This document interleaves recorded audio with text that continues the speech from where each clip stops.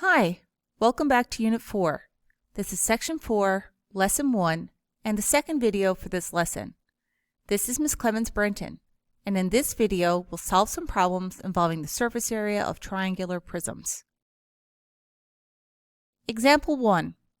A piece of watermelon cut in the shape of a triangular prism has dimensions as shown. What is the total surface area of the piece of watermelon? So remember, to find the total surface area of a triangular prism, we have two triangles and we have three rectangles. So we need to identify those pieces and figure out which measures we're going to use to find the area of those pieces. So if I focus on the triangle, remember the area of a triangle is base times height divided by 2. So the base and height are wherever the right angle is formed because that's where the two sides intersect. So here's my right angle. So I've got 60 by 80. And I know that it's 80 because this side here is parallel to this side here, which is 80. So 60 times 80, and that gets divided by 2. So that's 4,800 divided by 2, which is 2,400. Now remember, we have two triangles. We have one on the front and one on the back.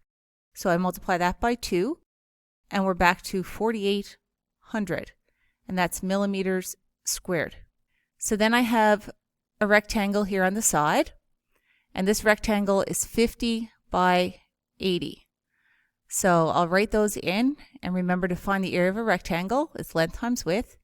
So 50 times 80, that gives us 4,000 millimeters squared. So then I have a rectangle on the left-hand side, so over here. So I've got this length, which is 100, and again, the width is 50. So I'm just going to jot those in, 100 by 50. Again, length times width, so 50 times 100. And that gives me 5,000 millimeters squared. And we have one rectangle left. So that one is 60 by this side here, which is also 50 because it's parallel to this one. So 60 by 50, length times width, so 60 times 50. And that gives us 3,000 millimeters squared. So then to find the total surface area of the piece of watermelon, I add all those numbers together. So I have 4,800 plus 4,000 plus 5,000 plus 3,000. And when I add those together, I get 16,800 millimeters squared. So that is the total surface area of that piece of watermelon. And again, remember to write in your units squared. Example 2. A cake is covered in chocolate frosting. You cut a triangular piece from the cake as shown. What is the total surface area that was frosted? So we need to figure out what pieces actually have frosting. So we have a rectangular piece that's on the back here. And then we have this triangular piece here on the top. And there was a triangular piece in here in the middle that all had frosting. So I'll first work on the triangular pieces. So remember to find the area of a triangle. It's base times height divided by 2. So we have to identify the base and height of the triangle. So look for your right angle. So the base is 16 and the height is 15.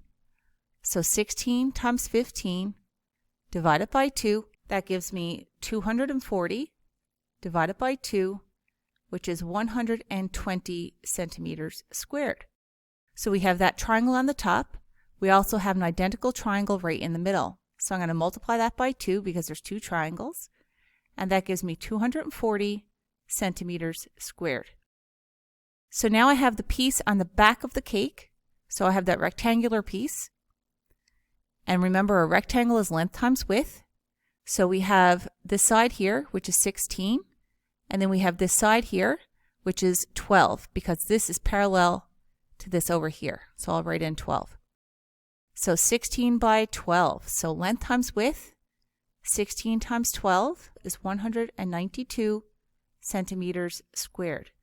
And those are the only pieces that we need for this piece of cake, because here on the front, this rectangle and the rectangle on the back are not actually covered in icing. So the total surface area then, we have to add up the sides that we calculated that had frosting. So we have 240 plus 192, and that gives us 432 centimeters squared of cake that has frosting. So remember again, this is your total surface area. You have to write in your units squared. Please complete the activities for this lesson.